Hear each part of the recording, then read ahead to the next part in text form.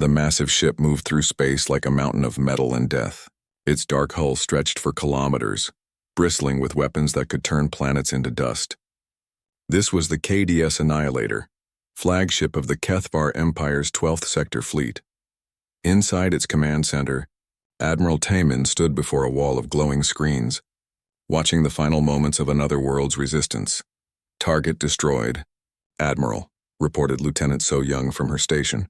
Her voice carried no emotion, just the cold efficiency that all Kethvar possessed. "The mining colony on Kepler 442b has been eliminated. All structures reduced to atomic particles." Taemin nodded slowly. Another victory for the Empire. Another world that had dared to resist the will of the Overmind now reduced to floating debris. In his 300 years of service, he had overseen the destruction of countless civilizations. Each one thought they were special. Each one believed they could stand against the might of the Kethvar Empire. All of them were wrong. "Casualties?" he asked, though he already knew the answer. "None, Admiral. The primitive weapons of the colonists could not penetrate our shields. Their resistance lasted exactly 47 minutes. 47 minutes. Taemin almost felt disappointed. The longest any species had ever held out against a Kethvar assault was 6 hours, and that was only because they had hidden in deep underground bunkers. In the end, the Empire's orbital bombardment had cracked the planet's crust and boiled away the oceans. Nothing could stand against the Kethvar for long. The Empire had ruled the Andromeda Spiral for over 3,000 years. 847 star systems bowed before the might of the Overmind. Billions of ships patrolled the vast reaches of space, all connected by quantum communication networks that allowed instant coordination across light years. Every Kethvar warrior, from the lowest drone to the highest admiral, was linked to the collective consciousness that made their empire invincible. Taemin felt the familiar presence of the Overmind, touching his thoughts, examining his memories of the battle. The sensation was comforting, like being part of something infinitely larger and more powerful than himself. Individual thought was weakness. Individual action led to chaos and defeat. Only through unity could true strength be achieved. The bridge of the Annihilator was a marvel of Kethvar technology. Holographic displays showed the positions of every ship in the fleet, updated in real time through the quantum network. Energy readings, weapon status, shield strength, all information flowed instantly between every vessel. When the fleet moved, it moved as one mind controlling thousands of bodies. When it attacked, every shot was perfectly coordinated. This was why the Kethvar had never known defeat. "Admiral?" So Young's voice interrupted his thoughts. "We are receiving new orders from Dominion Prime, the homeworld, the seat of power where the Overmind itself resided in its vast crystal palace." Taemin opened his mind to receive the transmission, feeling the cold touch of the supreme consciousness flow through his thoughts. The orders were simple. The 12th Sector Fleet was to return to patrol duties in the Outer Rim. Several mining worlds had attempted to reduce their tribute payments, claiming their operations were not profitable enough to meet Imperial demands. Such defiance could not be tolerated. Examples would need to be made. As the fleet began to turn toward their new destination, Taemin allowed himself a moment of satisfaction. The Kethvar Empire was eternal. It had crushed every threat, absorbed every useful technology, and eliminated every trace of resistance. Soon they would expand beyond the Andromeda Spiral to claim other galaxies. The universe itself would bow before the Overmind's will. Light years away on the capital world of Dominion Prime, the Overmind brooded in its crystal throne. The massive alien intelligence that controlled the Empire was ancient beyond measure, its consciousness spanning across billions of connected minds. Through countless eyes, it watched its fleets patrol the void. Through countless thoughts, it processed the data flowing in from every corner of its domain. The Empire was perfect. Every ship in its proper place. Every world producing its required tribute. Every species either serving the Empire or extinct. Order reigned supreme across the spiral arm, and the Overmind was pleased. But in the depths of space, something moved that was not part of the Empire's vast network. The deep space monitoring stations had detected an anomaly at the very edge of Kethvar territory. A ship, small and primitive by Imperial standards, but moving with clear purpose toward their space. The vessel's design was unlike anything in the Empire's extensive databases. Its hull was crude metal and ceramic. lacking the elegant curves and energy fields that marked advanced civilizations. Its propulsion system appeared to be simple fusion rockets, barely more sophisticated than the chemical engines used by species in their earliest spacefaring days. Most puzzling of all, the ship showed no signs of quantum communication equipment. Its crew, whatever they were, could not possibly coordinate their actions with any kind of efficiency. The monitoring station's report included images of strange markings on the vessel's hull. The symbols were completely unknown, though the Empire's translation algorithms eventually produced a rough interpretation, KSS Busan. Below that were more symbols that might have indicated the ship's origin or purpose, but the meaning remained unclear. Scans revealed that the vessel contained approximately 130 life forms. The beings appeared to be bipedal carbon-based organisms, similar to dozens of species the Empire had encountered before. Their technology seemed primitive, their ship small and insignificant. By all measures, they should pose no threat to the mighty Kethvar Empire. The Overmind considered the situation with the vast processing power of its collective consciousness. This unknown ship was clearly from a species that had not yet been contacted by the Empire. They were probably explorers, perhaps scouts for a larger civilization that might prove useful as slaves, or might need to be eliminated as a potential threat. The decision was simple. A single patrol squadron would be dispatched to intercept the unknown vessel. The aliens would be given the standard ultimatum: submit to the Empire and accept their place as subjects of the Overmind or be destroyed. If they chose submission, their technology would be analyzed and their people would be processed for potential usefulness. If they chose resistance, their ship would be reduced to its component atoms and their species would be marked for elimination. The Overmind selected Squadron Commander Vexcall for the mission. The young officer was ambitious and efficient, eager to prove himself worthy of advancement in the Imperial hierarchy. His squadron consisted of 3 heavy cruisers and a support vessel, more than enough firepower to deal with any primitive civilization. The orders were transmitted instantly across the quantum network. Vexcall received his instructions with the typical Kethvar lack of emotion. He would intercept the unknown vessel, determine its intentions and capabilities, and deal with it according to Imperial protocol. The mission was routine, expected to be completed within a few standard time periods. As the patrol squadron changed course to intercept the mysterious ship, the Overmind turned its attention to other matters. Production quotas from the industrial worlds, fleet movements in the contested border regions, the endless flow of information that required its guidance and control. The unknown vessel was already forgotten, dismissed as just another minor obstacle to be swept aside by the Empire's irresistible advance. In 3,000 years of conquest, no single ship had ever posed a threat to the Kethvar. No species had ever successfully resisted their might. The laws of the universe seemed to favor the strong over the weak, the organized over the chaotic, the collective over the individual. The Empire's confidence was absolute. Their technology was superior to anything they had encountered. Their coordination was perfect. Their will was unified under the guidance of the Overmind. How could any primitive species hope to stand against such power? But in the depths of space, the small ship continued on its course, carrying within its metal hull something the Empire had never encountered before.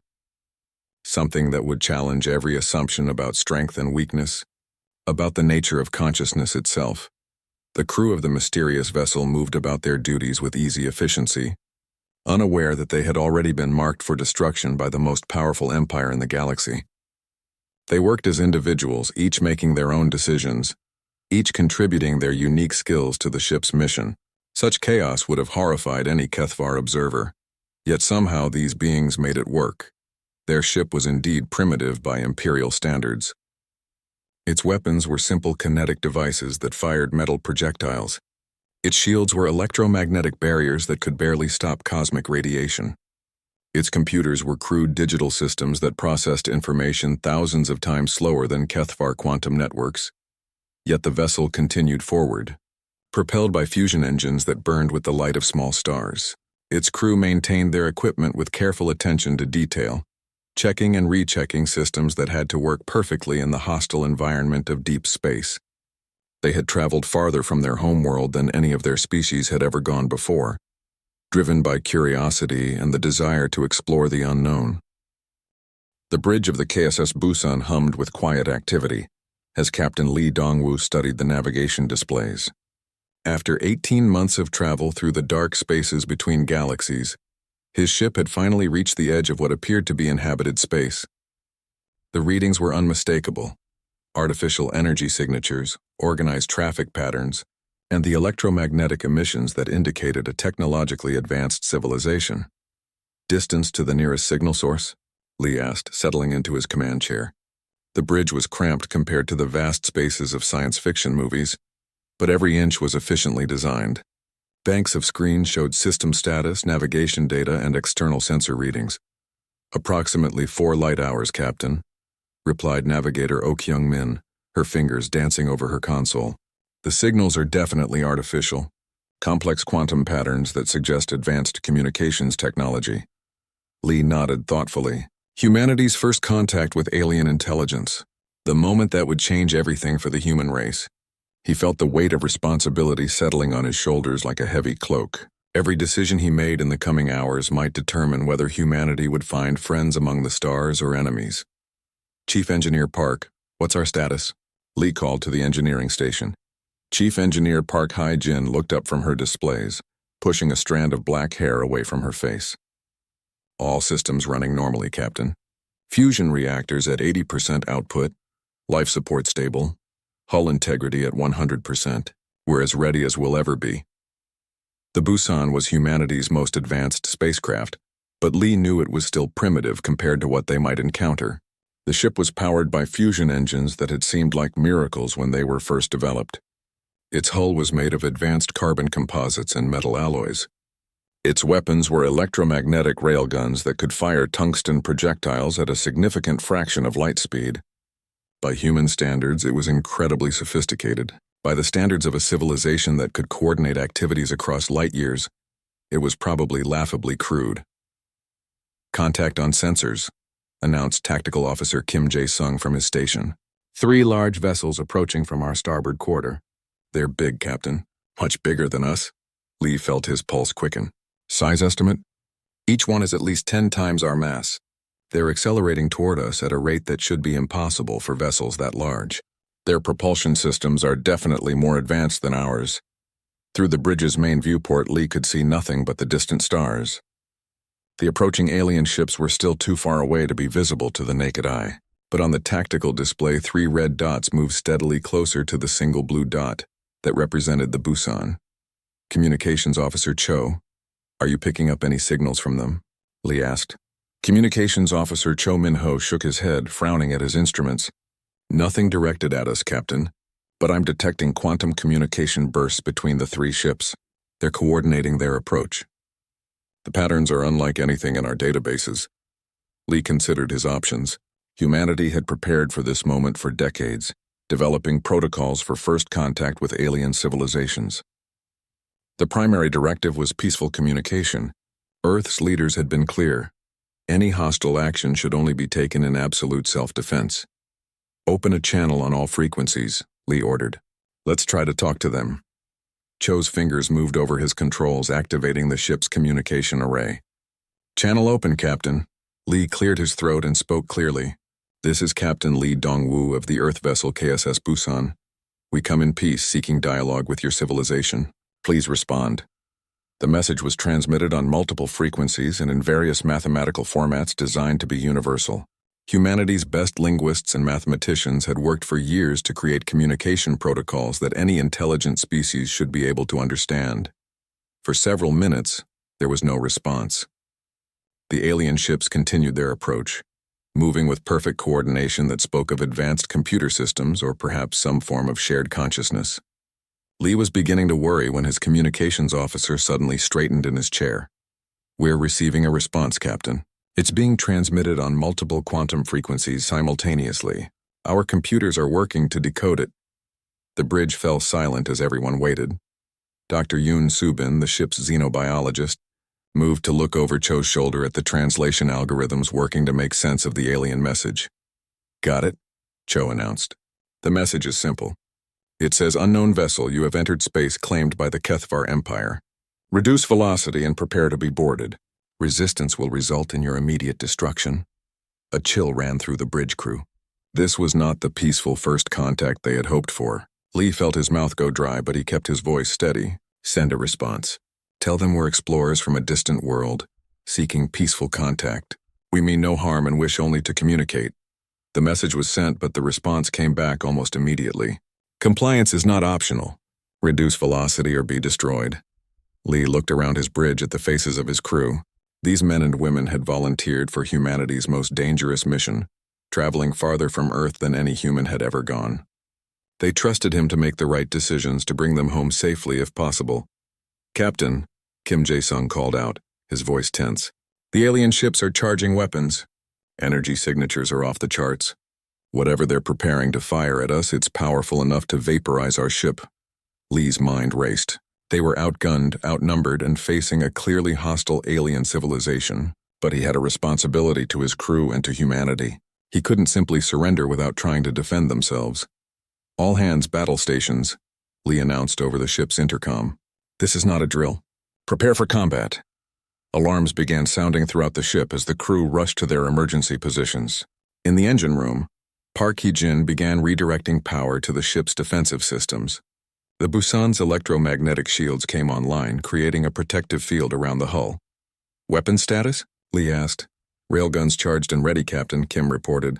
We have 6 forward-facing guns loaded with tungsten penetrator rounds. Not much against ships that size, but it's what we have. The alien vessels were close enough now to be visible on the main screen. They were massive, dark shapes that seemed to absorb light rather than reflect it. Their hulls were covered with weapon emplacements and energy projectors. As Lee watched, bright spots began to glow along their sides.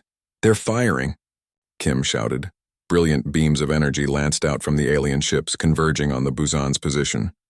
The ship's shields flared as they absorbed the incoming fire, but Lee could see from the energy readings that they wouldn't last long against such powerful weapons.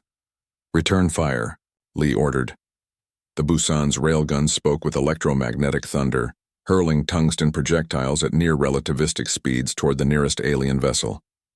On the tactical display, Lee watched the projectiles race across the gap between the ships. What happened next surprised everyone. The tungsten rounds punched straight through the alien ship's defensive systems without even slowing down. Explosions blossomed along the vessel's hull as the kinetic energy tore through its armor. Direct hits, Kim reported, amazement in his voice. Their shields aren't stopping our rounds at all. It's like they're not even there. Lee felt a surge of hope. Target the next ship. Keep firing. The battle became a deadly dance in the void. The alien ships continued to pour energy fire at the Busan, slowly wearing down its electromagnetic shields. But the human ship's primitive kinetic weapons were proving devastatingly effective against alien defenses that had never been designed to stop simple metal projectiles. Dr. Yoon was analyzing the alien transmissions from her science station. Captain, I think I understand what's happening. Their defensive systems are designed to deflect energy-based attacks. They're using some kind of electromagnetic field technology that's incredibly sophisticated, but it's completely useless against physical projectiles. You mean they've never encountered kinetic weapons before? Lee asked. It looks that way. Their whole tactical doctrine seems based on energy warfare. They probably haven't fought anyone using bullets in thousands of years. The second alien ship took a direct hit from a spread of tungsten rounds and began venting atmosphere. The third vessel tried to change its position, but the Busan's gunners had found their range. Within minutes, all 3 alien ships were drifting powerlessly, their hulls split open by weapons their designers had never imagined. The bridge fell silent except for the hum of the ship's systems. Lee stared at the tactical display, hardly believing what had just happened. They had faced the representatives of an interstellar empire and won, but the victory felt hollow. These beings had probably just been following orders, doing their duty as they understood it. Are we detecting any survivors? Lee asked. Dr. Yoon checked her sensors. Yes, Captain. Life signs from all 3 ships, though they're fading fast. The hull breaches are catastrophic. Lee made a decision that would haunt him for the rest of his life. Launch rescue pods. We're going to try to save them. Admiral Taemin stood in the command center of his flagship, the massive dreadnought KDS Annihilator, studying the tactical displays with growing confusion. The quantum communication network had transmitted the final moments of Squadron Commander Vexcol's patrol group, and what he saw defied all understanding of space combat. Play the recording again, he ordered Lieutenant So-young. The holographic display showed the engagement from multiple angles, captured by the automated systems of the destroyed Kethvar vessels. 3 heavy cruisers, each carrying enough firepower to sterilize a planet, had been systematically destroyed by a single primitive ship using weapons that should not have been effective against Imperial shields. "Analysis complete, Admiral," So-young reported. "The unknown vessel appears to be using kinetic projectiles accelerated by electromagnetic fields. The projectiles are simple metal rods, tungsten alloy composition, velocity approximately 20% of light speed." Taemin felt the Overmind's presence touch his consciousness, sharing his confusion and growing concern. In 3,000 years of Imperial expansion, no enemy had ever defeated Kethvar ships using such primitive weapons. Energy shields that could deflect plasma cannons and antimatter torpedoes had proven useless against simple bullets fired fast enough. "How is this possible?" Taemin asked, though he already knew his lieutenant would have no answer. The Kethvar collective consciousness was vast and powerful, but it was also limited by its own assumptions. The Empire had evolved beyond kinetic weapons millions of years ago. Their shields had been designed to counter energy-based attacks because those were the only weapons any advanced civilization would use. "The human vessel is proceeding deeper into Imperial space," So-young continued. "Current trajectory suggests they are heading for Sector 7, Admiral. Should we alert the garrison fleet?" Taemin considered the situation carefully. The destruction of a patrol squadron was embarrassing, but not catastrophic. However, allowing an unknown enemy to penetrate deeper into Imperial space would be unacceptable. The Overmind expected decisive action, and Taemin would provide it. "Assemble Battle Group Taemin," he ordered. 3 heavy cruisers, 1 battle carrier, and support vessels. We will intercept these humans and demonstrate the full might of the Empire. This time there will be no surprises. The massive Imperial fleet began moving through space with the terrible efficiency that had conquered a galaxy. Each ship was a marvel of Kethvar technology, bristling with weapons that could crack moons, and powered by antimatter reactors that burned like captured stars. The battle carrier alone was larger than most space stations, capable of deploying hundreds of fighter craft in coordinated swarms. Meanwhile, aboard the KSS Busan, Captain Lee Dong-woo was having his own crisis of confidence.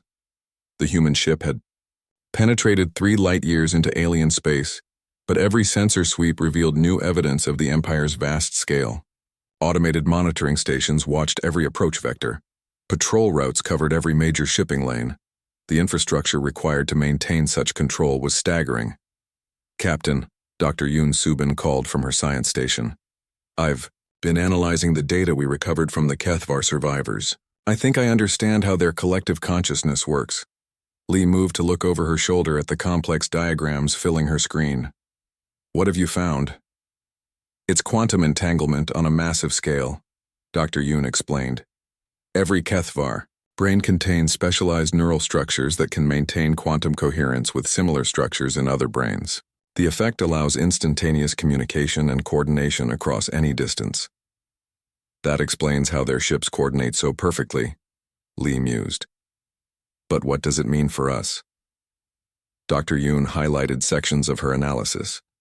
"The quantum entanglement is what makes them so effective, but it's also their greatest weakness. The system requires constant quantum field maintenance. If those fields are disrupted, the connection breaks down. Individual Kethvar lose contact with the collective and become confused." Communications Officer Cho Min-ho looked up from his station.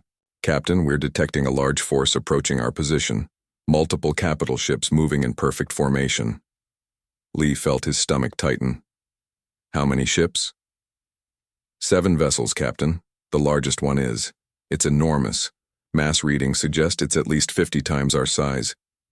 Through the bridge's main viewport, Lee could see distant points of light moving against the starfield. The alien fleet was still hours away, but their intent was clear. This would not be another simple patrol encounter. The Empire was sending serious firepower to deal with the human threat. "Options?" Lee asked his senior staff. Chief Engineer Park Hae-jin spoke first. "We could run. Our fusion engines are fast enough to stay ahead of them, at least for a while." jump back to human space and warn Earth. Tactical Officer Kim Jae-sung shook his head. Running won't solve the problem. If this empire is as large as it appears, they'll find Earth eventually. We need to find a way to hurt them badly enough that they'll think twice about attacking humanity. With 1 ship against 7? Park asked. The odds are impossible. Lee studied the tactical display, watching the red dots of the approaching fleet. Kim was right. Running would only delay the inevitable. If the Kethvar Empire decided humanity was a threat, they would send fleets to Earth. The only advantage the Busan had was surprise, and that would only work once. Dr. Yoon, Lee said suddenly, you mentioned that electromagnetic fields could disrupt their quantum entanglement. Could we weaponize that? The xenobiologist considered the question carefully. Theoretically, yes. We'd need to generate a very specific frequency pattern and broadcast it at high power. But, Captain, we don't have that kind of equipment. Park looked thoughtful. Actually, we might. The electromagnetic pulse generators we use for our shields, if I could modify them and route power from the main reactor. How long would it take? Lee asked. 6 hours, maybe 7. But, Captain, I'd have to shut down our defensive shields to do it. If they attack while I'm working, we'll be defenseless. Lee made his decision. Do it. We'll hide in that asteroid. Field and hope they don't find us before you're finished. The Busan changed course toward a nearby cluster of asteroids, using their bulk to mask the ship's energy signature. Park immediately began the dangerous work of modifying their defensive systems, rerouting power conduits and recalibrating field generators. One mistake could overload the entire system and destroy the ship. Hours passed with agonizing slowness. The Kethvar fleet approached steadily, their perfect formation a testament to their collective consciousness. Admiral Taemin was confident. This engagement would end differently than the last one. His ships carried experimental shield configurations designed specifically to deflect kinetic weapons. The humans would find their primitive guns useless against proper Imperial defenses. Target located, reported the sensor operator aboard the Annihilator. The human vessel is hiding among the asteroids in grid reference 77 Alpha. They appear to be powered down, possibly attempting to avoid detection. Taemin allowed himself a moment of satisfaction. The humans had shown tactical cleverness in their first encounter, but they were still primitives facing the might of an interstellar empire. All ships assume attack formation. We will demonstrate Imperial superiority through overwhelming firepower. The 7 Kethvar vessels moved into position, their weapons beginning to charge. Antimatter torpedoes loaded into their tubes, plasma. Cannons reached full power, and particle beam arrays aligned with devastating precision. The collective consciousness that linked every crew member ensured perfect coordination. Each ship would fire at exactly the same moment, creating a barrage that no possible defense could withstand. But aboard the hidden human ship, Park Hye-jin was putting the finishing touches on her improvised weapon. Electromagnetic pulse generator online, she reported to Captain Lee. Power levels are at maximum safe parameters. Actually, they're a bit beyond maximum safe parameters, but the system should hold together long enough. Define long enough, Lee asked. Maybe 10 minutes before the whole thing overloads and probably takes half the ship with it. Lee nodded grimly. That will have to be enough. All hands, prepare for combat. This is going to get very dangerous very quickly. The Busan emerged from the asteroid field like an ancient submarine surfacing from the depths. The Kethvar fleet immediately detected the movement and began firing, filling space with enough energy to vaporize a small moon. But the human ship was already moving, following an erratic course that made precise targeting difficult. Electromagnetic pulse ready for transmission, Park reported. Fire, Lee ordered. The pulse generator unleashed a wave of precisely tuned electromagnetic energy, flooding the space around the Kethvar fleet with interference patterns designed to disrupt quantum entanglement. The effect was immediate and devastating. Across 7 ships, thousands of Kethvar crew members suddenly found themselves cut off from the collective consciousness that had guided their entire lives. The perfect coordination of the Imperial fleet dissolved into chaos. Individual Kethvar officers, suddenly forced to think for themselves, made contradictory decisions, Ships fired on each other by mistake. Navigation systems failed as crew members struggled to operate controls. The crystal palace of Dominion Prime pulsed with angry red light as the Overmind processed the reports of another Imperial defeat.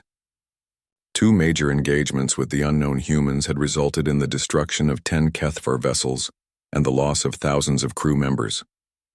More disturbing than the casualties was the method of defeat. Somehow these primitive beings had found a way to disrupt the quantum entanglement that held the Empire together. In the vast chamber at the heart of the palace, Supreme Admiral Kexmore knelt before the crystalline throne where the Overmind resided. The ancient consciousness spoke directly into his mind with the force of a psychic hurricane. "This threat must be eliminated," the Overmind declared, its voice echoing through the minds of every Kethvar in the galaxy. "The humans have demonstrated capabilities that could undermine Imperial authority throughout our domain. If other subject species learn that resistance is possible, the Empire itself could collapse." Kexmore bowed his head, feeling the weight of responsibility settle upon him. "What are your orders, Supreme One?" "Assemble the Grand Fleet. 200 dreadnoughts, 50 battle carriers, and 1,000 support vessels. Take this force to human space and exterminate every trace of their civilization. Leave no world habitable, no ship intact, no possibility that their knowledge could spread to others." The scale of the force being committed was staggering. The Grand Fleet represented nearly half of the Empire's total military strength, enough firepower to sterilize entire star systems. Never before had the Overmind felt it necessary to deploy such overwhelming force against a single species. "It will be done," Kexmore replied, though privately he wondered if such massive retaliation was necessary. The humans had only one ship after all. How dangerous could they really be? But the Overmind's consciousness touched his thoughts, sharing visions of what could happen if the human knowledge spread. Species throughout the Empire throwing off their chains, destroying communication relays, fighting with the desperate courage of those who had nothing left to lose. The perfect order that had reigned for 3 millennia dissolving into chaos and rebellion. "The humans are not the true threat," the Overmind explained. "They are a catalyst. Their very existence proves that resistance is possible. Other species will learn from their example. The cancer must be cut out before it can spread." Meanwhile, in the outer regions of the Empire, the KSS Busan limped toward a system that intelligence gathered from captured Kethvar data cores indicated was inhabited by a conquered species called the Veltar. Captain Li Dongwu hoped these beings might be willing to listen to an offer of alliance against their Imperial oppressors. The ship's condition was deteriorating rapidly. Chief Engineer Park Hae-jin had managed to restore basic life support and propulsion, but their weapon systems were nearly depleted, and their electromagnetic pulse generator had burned out completely. They were running on borrowed time. "Captain," Intelligence Officer Bang Jiwoo called from his station, "I've finished analyzing the Kethvar database we recovered. The information is disturbing." Lee moved to examine Bang's findings. The intelligence officer had spent days decrypting Imperial records, and what he had discovered painted a picture of systematic oppression on a galactic scale. The Kethvar Empire controlled 847 star systems, with a total population of over 3 trillion beings from hundreds of different species. All of them lived under the absolute authority of the Overmind. "Look at this," Bang continued, highlighting specific data streams. "The Empire maintains control through a network of quantum communication relays. These stations don't just carry messages. They actively broadcast the Overmind's influence to every corner of Imperial space. Even non-Kethvar species are partially affected by the transmissions. It keeps them docile, compliant." Dr. Yoon studied the technical specifications with growing excitement. "These relay stations are the key to everything. If we could disrupt enough of them, the Empire's control would collapse. Subject species would regain their free will." "How many relays are we talking about?" Lee asked. Bang pulled up a star map showing the Empire's communication network. 47 major relay stations connected by quantum entanglement fields. The network is designed with redundancy, but if we could take out the primary nodes, we'd need a fleet to attack that many targets simultaneously, Tactical Officer Kim Jae-sung pointed out. "And we'd have to do it fast before they could adapt their defenses." Lee stared at the map, seeing both opportunity and impossibility. The relay network was indeed the Empire's weakness, but exploiting it would require resources they simply didn't have. Unless, what if we didn't attack the relays directly? Lee mused. What if we found a way to turn them against themselves? The Busan reached the Veltar system 3 days later, and what they found there filled the human crew with both hope and horror. The system contained dozens of worlds, all showing signs of advanced civilization, but also clear evidence of imperial occupation. Massive orbital stations monitored every planet, and Kethvar patrol fleets maintained constant surveillance. The Veltar appear to be aquatic beings, Dr. Yoon reported after scanning the system. They've been under imperial control for over 2 centuries. Population estimates suggest they once numbered in the billions, but she hesitated, checking her readings again. But what? Lee prompted. Current population is less than 50 million, Captain. The Empire has been systematically reducing their numbers, keeping only enough to maintain their industrial infrastructure. The bridge fell silent as the implications sank in. This was genocide on a planetary scale, carried out with the cold efficiency that the Empire applied to all its activities. Lee felt his resolve harden. Whatever the cost, this had to stop. Can we make contact with the Veltar without alerting the Imperial forces? He asked. Communications Officer Cho Min-ho nodded. Their world has extensive underwater cities. If we can get close to the ocean surface without being detected, I should be able to establish a communication link through the water. The approach required all of Park's engineering skill and Kim's tactical expertise. Using the system's asteroid fields and gas giant atmospheres for cover, the Busan slowly made its way toward the main Veltar world. The journey took 18 hours, but they managed to reach the planet's ocean without triggering any Imperial alarms. First contact with the Veltar was unlike anything the humans had experienced. The aquatic beings communicated through complex harmonic patterns that their translators could barely interpret, but gradually understanding emerged. The Veltar had not forgotten their freedom, despite 2 centuries of oppression. They were ready to fight, but they lacked the means to resist Imperial technology. We have hidden our weapons beneath the ocean floors, explained Prime Current Nalseth, speaking for the Veltar resistance. But your kinetic projectiles, these could penetrate the orbital station's defenses. If you could provide us with the technology, Lee saw the possibility immediately. The Veltar had industrial capabilities and millions of potential fighters. If they could be equipped with railgun technology, they could become a significant threat to Imperial control in their system. But time was running short. Long-range sensors were detecting massive fleet movements throughout the Empire.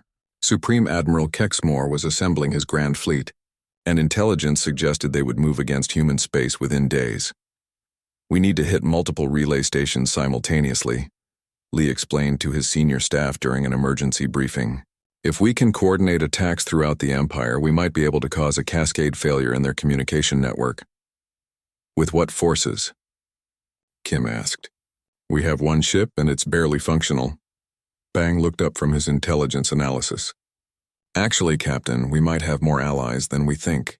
I've been monitoring Imperial communication traffic, and there are signs of unrest throughout their territory. Dozens of species are showing increased resistance activity. If they knew the Empire could be beaten, Dr. Yoon had been working on technical solutions. I think I can modify our electromagnetic pulse technology to work through the relay stations themselves. Instead of generating the pulse locally, we could inject a virus-like signal into the quantum network. It would propagate through the entire system, disrupting entanglement fields everywhere. How would we deliver this signal? Lee asked. We'd need to physically access one of the major relay stations, upload the virus directly into their quantum processors. Once it's in the network, it should spread automatically. The plan was desperate and probably suicidal, but it was their only chance. The Busan would approach the nearest major relay station, fight through its defenses and infiltrate the facility long enough to upload Dr. Yoon's virus. Meanwhile, they would transmit the railgun technology specifications to every resistance group they could contact, hoping to coordinate a galaxy-wide uprising. As the human ship prepared for what might be its final mission, Supreme Admiral Kexmore's Grand Fleet completed its assembly near Dominion Prime. 200 massive dreadnoughts hung in space like a constellation of death, each one capable of cracking a planet's crust. The fleet's firepower was sufficient to sterilize every world in human space and leave nothing but radioactive debris. The fleet is ready, Supreme Admiral, reported Fleet. The Nexus 7 relay station hung in the void like a crystalline spiderweb, its quantum transmitters reaching across light years to maintain the Empire's control over 17 star systems. The massive structure pulsed with energy as billions of data streams flowed through its processors, carrying the Overmind's will to every corner of its domain. Captain Li Dongwu watched the station grow larger on the Busan's main screen, knowing that their approach had already been detected by its automated defenses. Around the relay, squadrons of Kethvar fighters began launching from hidden bays, moving to intercept the human ship with perfect coordination. "Defensive systems are charging," reported Tactical Officer Kim Jae-sung. "They've got enough firepower to vaporize a battle fleet. We're not going to be able to fight our way through." Lee nodded grimly. They had known this would be a one-way mission from the beginning. The Busan was too damaged to survive a direct assault on such a heavily defended target. But they didn't need to survive. They only needed to get close enough to upload Dr. Yoon's virus into the station's quantum network. "Chief Engineer Park, how's our kamikaze special?" Lee asked. Park Hee-jin looked up from her engineering console, sweat beading on her forehead. "The fusion reactor is ready for emergency overload. When you give the word, I can disable all the safety systems and let it run wild. The explosion should be big enough to crack that station open like an egg." Dr. Yoon finished her preparations at the science station. "The virus is ready for transmission. Once we're close enough to establish a direct connection with their quantum processors, I can upload it in less than 30 seconds. After that, it should propagate through the entire Imperial network automatically." The plan was simple in its desperation. The Busan would charge straight at the relay station, ignoring the defensive fire until they were close enough for Dr. Yoon to make her upload. Then Park would overload the reactor, destroying both the ship and the station in a fusion explosion that would leave no trace of the virus's origin. "All hands," Lee announced over the ship's intercom. "This is Captain Lee. In a few minutes we're going to do something that no one has ever attempted before. We're going to strike at the heart of an empire that has ruled the galaxy for 3,000 years. Some of you might be wondering if this is worth dying for. I think it is. Freedom is always worth fighting for, whether it's our freedom or someone else's." The crew of the Busan had volunteered for humanity's first deep space mission, but they had found something far more important than scientific discovery. They had found a cause worth any sacrifice. The ship accelerated toward the relay station, its battered hull ablaze with energy as Kethvar weapons began to find their mark. The electromagnetic shields had long since failed, and plasma bolts burned through the armor plating like acid through paper, but the human ship kept coming, driven by the determination of beings who refused to accept that resistance was futile. "Hull breach on Deck 7, Kim reported. "Sections 12 through 15 are venting atmosphere. We've lost the port railgun battery. Keep us on course," Lee ordered. "Distance to target? 15,000 kilometers and closing. The station's main guns are charging for a final barrage." Through the bridge's viewport, Lee could see the massive weapon arrays of the relay station rotating to track their approach. Each gun was larger than the Busan itself, capable of unleashing energies that could shatter asteroids. When they fired, there would be nothing left of the human ship but ionized particles. But as the station's weapons reached full charge, something unexpected happened. Across the galaxy, resistance cells that had been secretly coordinating their activities through captured Kethvar communication equipment struck simultaneously. On world after world, hidden caches of weapons were retrieved and turned against Imperial garrisons. The galaxy exploded into rebellion. On the aquatic world of the Veltar, Prime Current Nalseth led his people in a coordinated assault on the orbital monitoring stations. Using railgun technology provided by the humans, Veltar fighters punched through Imperial shields with devastating effect. The underwater cities that had hidden their resistance for 2 centuries suddenly revealed weapon factories that had been operating in secret for months. In the Zephyrin system, the insectoid natives used their natural ability to coordinate through pheromone communication to launch perfectly timed attacks on Imperial supply convoys. Their crude kinetic weapons, based on human designs, proved just as effective against Kethvar technology as the original railguns. Across 17 different star systems connected to Nexus 7, similar uprisings began simultaneously. The timing was not coincidental. Intelligence Officer Bang Jiwoo had spent weeks coordinating with resistance leaders, using captured Imperial communication equipment to synchronize their attacks. The effect on the relay station was immediate and catastrophic. As reports of rebellion flooded in from every system under its control, the station's quantum processors began overloading from the sheer volume of distress signals. The Overmind's attempts to coordinate a response through the network created feedback loops that made the situation worse. The station's defensive fire is becoming erratic, Kim reported with amazement. They're losing coordination. Dr. Yoon watched her instruments with growing excitement. The rebellions are creating chaos in their communication network. The quantum entanglement fields are becoming unstable. This is our chance. The Busan closed the final distance to the relay station as its defenders struggled with system failures and conflicting orders. Lee felt a surge of hope as they passed through the defensive perimeter, without taking the devastating barrage he had expected. Establishing connection with the station's quantum processors, Dr. Yoon announced. Beginning virus upload now. The process seemed to take forever, though the countdown on Dr. Yoon's screen showed only 28 seconds remaining. Around them, space filled with the light of weapons fire as Imperial reinforcements arrived to deal with the crisis. But they were too late. Upload complete, Dr. Yoon reported. The virus is in their system. The effect was not immediately visible, but across the galaxy something fundamental began to change. The virus that Dr. Yoon had designed was not a destructive program. It was something far more subtle and dangerous. It was a signal that disrupted the quantum entanglement maintaining the Overmind's control. But it did so gradually, allowing individual consciousness to emerge slowly rather than all at once. For the first time in millions of years, individual Kethvar began to think for themselves. The process was terrifying and confusing, but also liberating. Across the Empire, Kethvar officers suddenly found themselves questioning orders that had never been questioned before. The absolute unity that had made their civilization invincible began to crack. On Dominion Prime, the Overmind felt the disruption spreading through its network like a virus of free will. For the first time in its existence, the ancient consciousness experienced something approaching panic. The collective that had sustained it for eons was fragmenting, and individual minds were beginning to slip away from its control. Supreme Admiral Kexmore, leading the Grand Fleet toward human space, suddenly felt the Overmind's presence in his mind begin to weaken. For terrifying moments, he was alone with his own thoughts, forced to make decisions without the guidance of the collective consciousness.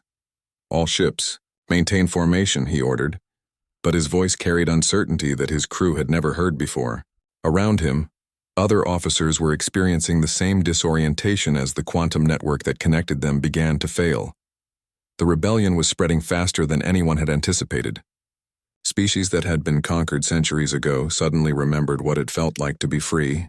The industrial worlds that powered the Empire's war machine began shutting down as their populations rose up against their oppressors. But the virus's most devastating effect was on the Kethvar themselves.